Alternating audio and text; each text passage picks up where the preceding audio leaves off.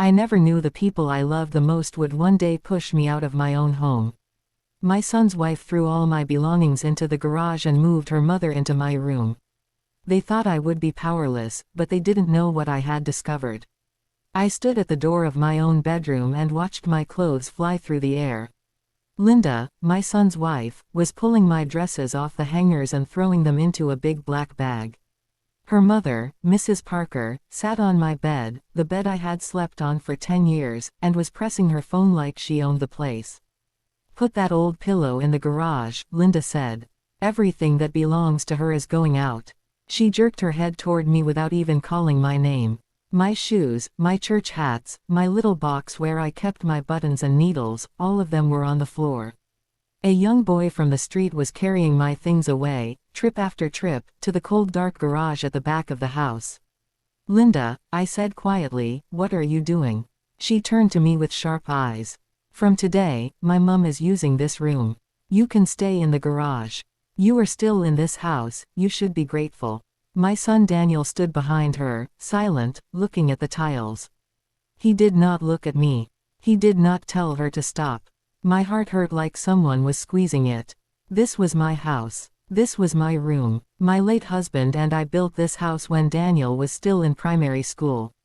Now my clothes were in the garage like rubbish. I wanted to shout. I wanted to cry. But I did not. I stood there and watched them move Mrs. Parker's suitcase into my wardrobe. I watched Linda strip my bed and put new sheets that her mother had brought. They laughed together like they were decorating a hotel room. Linda thought I was weak. She thought I had nowhere to go. She thought she had pushed me to the ground and stepped on my back. But Linda did not know what I had discovered that morning inside my late husband's old Bible. Because of what I had seen, I did not shout. I did not grab her hand. I did not fall on the floor and beg Daniel. I only held my small bag close to my chest and said in my heart, "God, you see everything." Then I stepped away from the door. To understand why this hurt so much, I must tell you how we got here. When my husband died, the house felt empty. Daniel said, "Mum, come and stay with us. We will take care of you." At that time, he and Linda lived in a small flat in town. She was kind in the beginning. "Mum, sit here," she would say. "Mum, I cooked rice for you." When their rent went up, I told them, "Come and stay in my house. It is big. There are 3 bedrooms. We can live together." So they moved in. I gave them the biggest room because they had my grandson, little Tommy. I kept my own room near the back, the one with the window that faced the mango tree. At first, we lived in peace. I took Tommy to school. I swept the compound. I cooked on weekends. But slowly, Linda changed. When I told Tommy not to hit the table with a spoon, she said, "Mum, he is just a child. Let him be." When I reminded Daniel to pay the light bill early, she whispered loud enough for me to hear, "Since we came here, everything is about bills and rules." She started to sigh when she saw me watching TV. She started to serve me food last instead of first. Small things, like tiny stones in my shoe. Then one day, she said to Daniel, "We should put your mother in a small room. We are the ones working now." I heard it from the kitchen. My hands shook, but I kept washing plates. Things became worse when Mrs. Parker began to visit. She looked around my house like she was counting everything. "A woman should be close to her son," she told me with a flat smile. "But sometimes old people must give young people space." I only smiled. But I remembered her words. On the morning of the day my things went to the garage, I woke up before everyone. I wanted to read my Bible and pray. When I opened the old Bible that had belonged to my husband, something fell out. It was a brown envelope, sealed but old. My husband's name was on it. My own name too. My fingers shook as I opened it. Inside was a paper with big letters on top. I began to read. My eyes grew wide. My breath slowed. That paper spoke about the house, about who really owned it, about what should happen if anyone tried to push me out. By the time I finished reading, the sun had just started to rise over the mango tree. My heart was no longer afraid. So when Linda threw my things in the garage, she did not know what I had read. She did not know the power of that old paper in my hand. That evening, after watching my clothes lie on a dusty box in the garage, I went back to my small bag, opened it, and touched the envelope again to be sure it was real. As I held it, I heard Daniel's voice from the corridor. His words cut through the air like a knife. "Mum," he said, "if you do not like the new arrangement, you can leave this house tomorrow." Daniel's words stayed in my ears long after he walked away. "If you do not like the new arrangement, you can leave this house tomorrow." It felt like someone had poured cold water on my back. My own son. The boy I carried for 9 months. The child whose fevers I stayed up all night to watch. The teenager I prayed for every morning.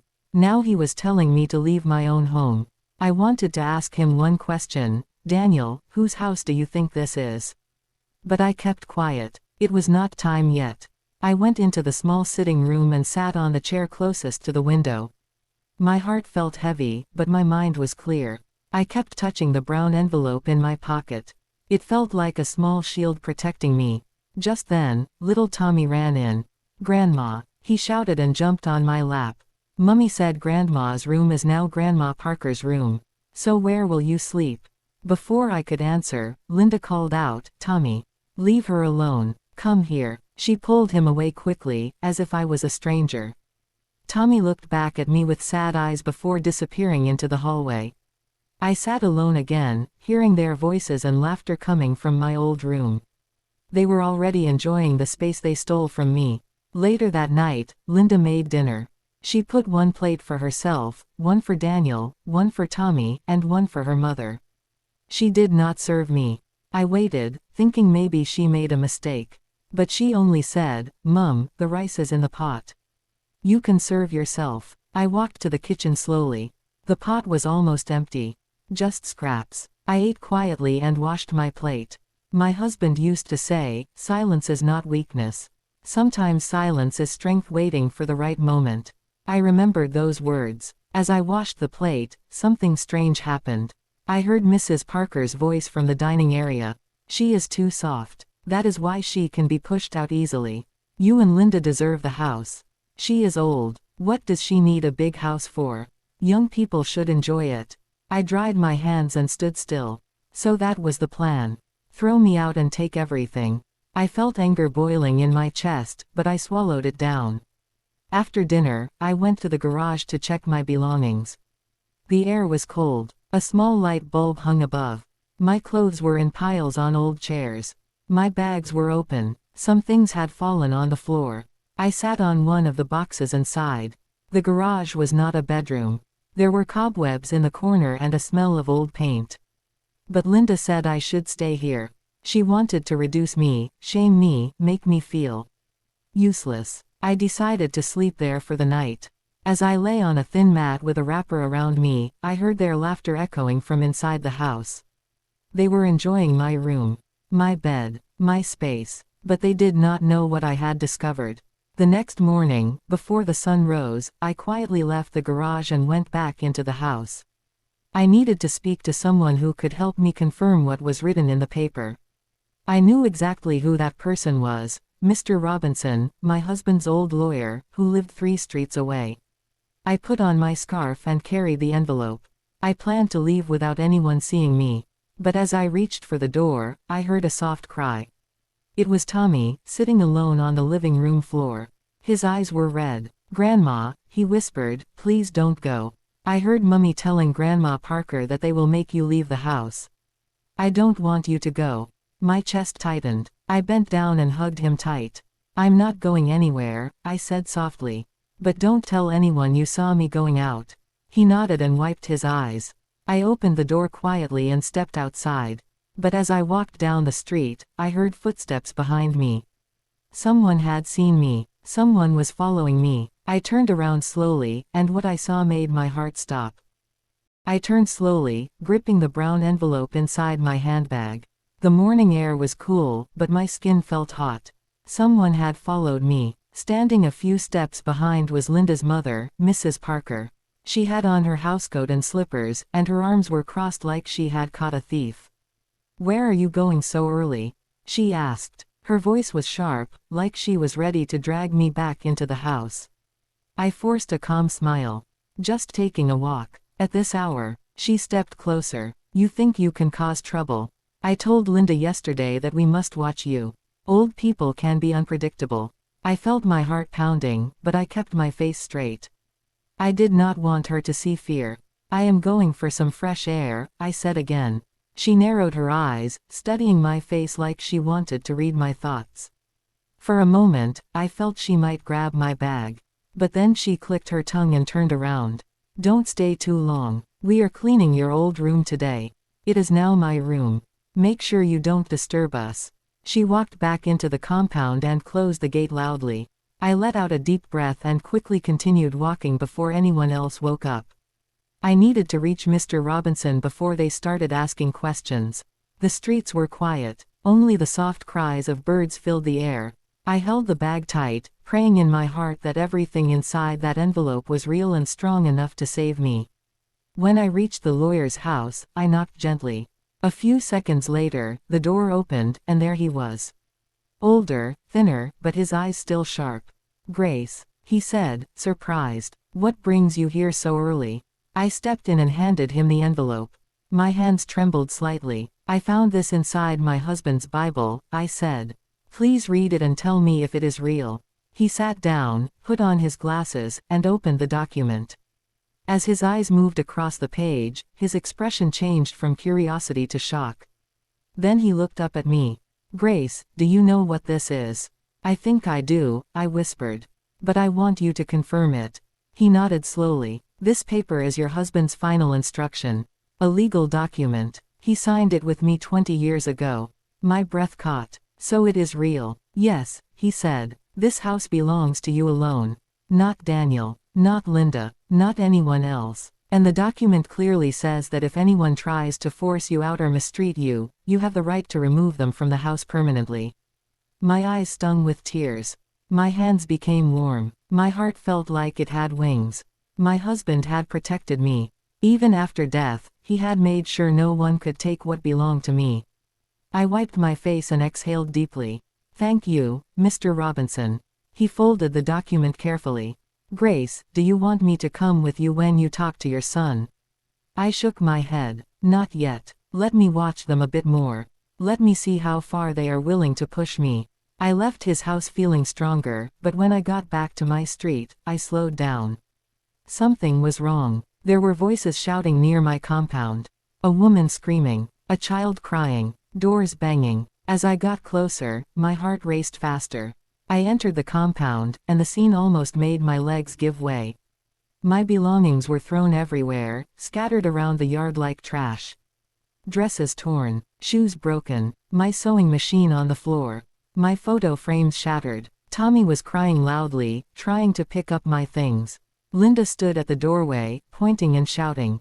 Mrs. Parker was snapping her fingers and saying, yes, yes. Clear everything. She is not staying here again. Daniel was dragging out another box, his face angry.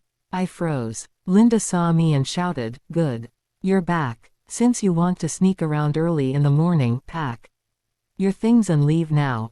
This house is no longer yours. I dropped my handbag. The brown envelope fell to the ground. Linda's eyes went straight to it. What is that? She demanded, stepping forward. I bent to pick it up fast, but she rushed toward me and grabbed my wrist.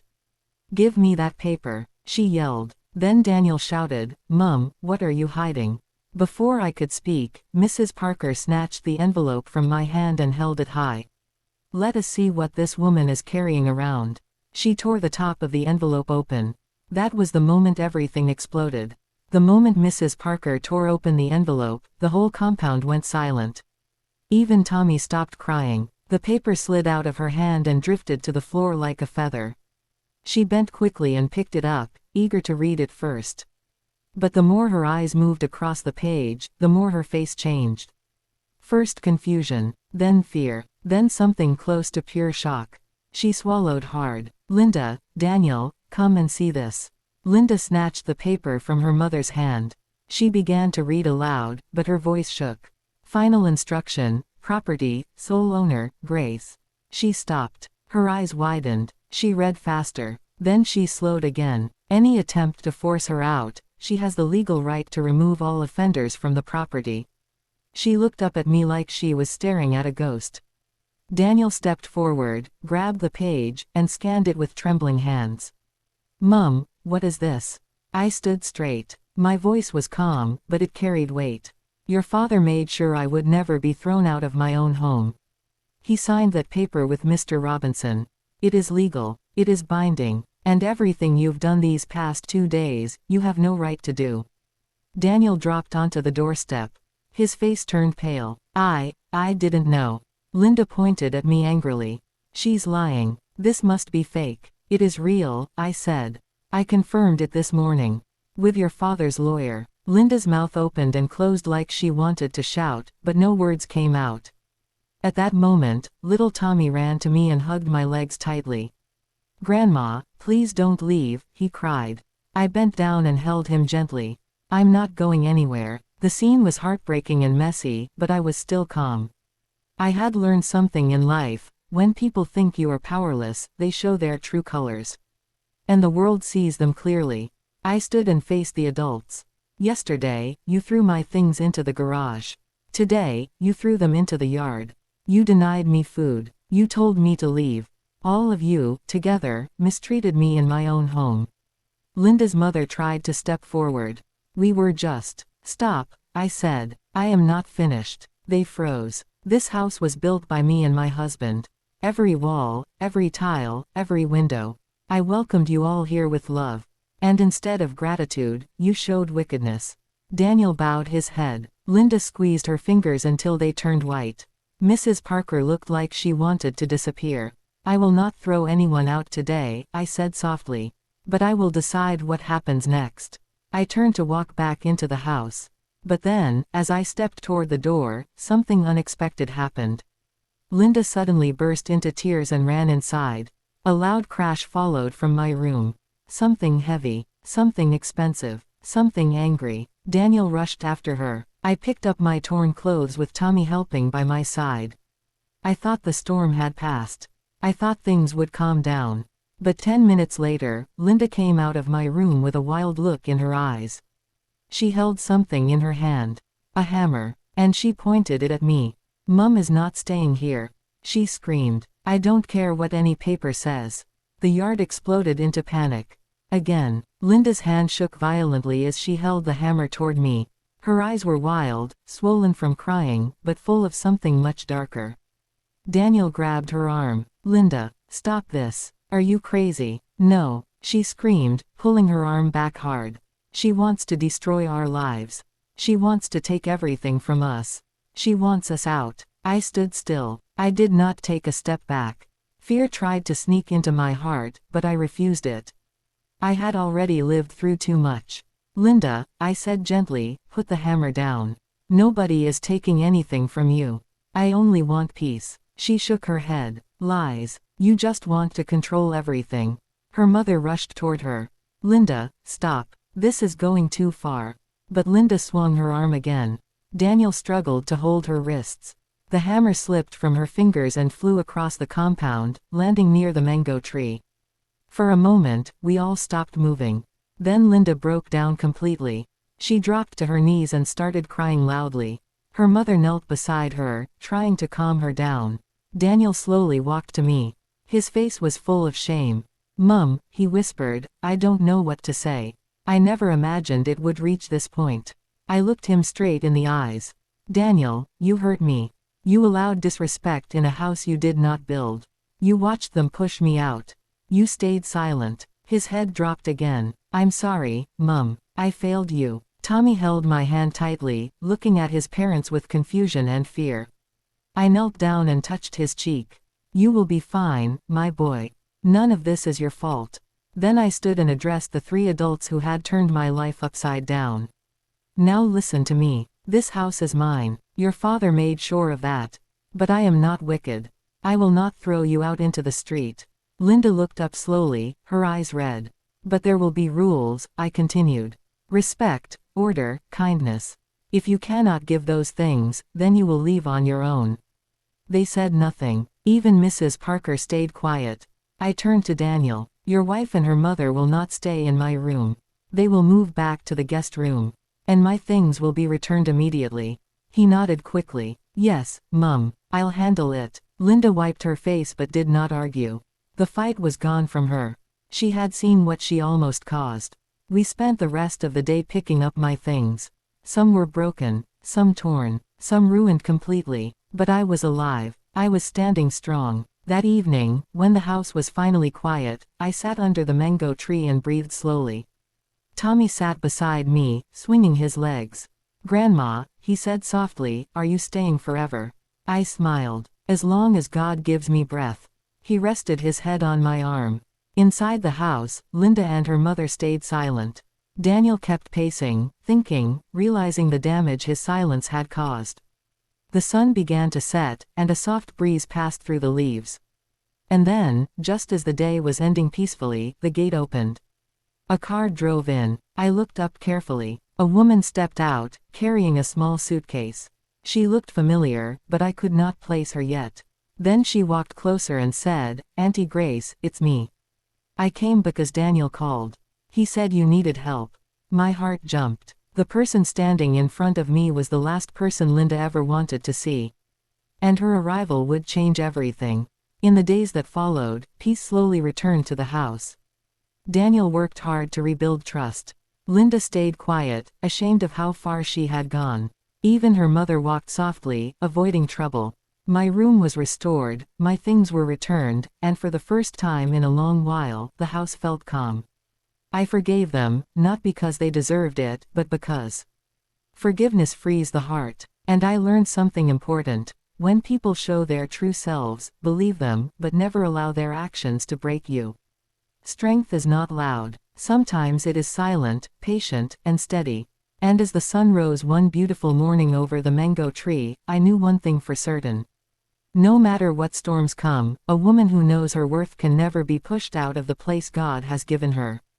If this story moved you, tell me in the comments what lesson you learned, and don't forget to like and subscribe for more grandma stories.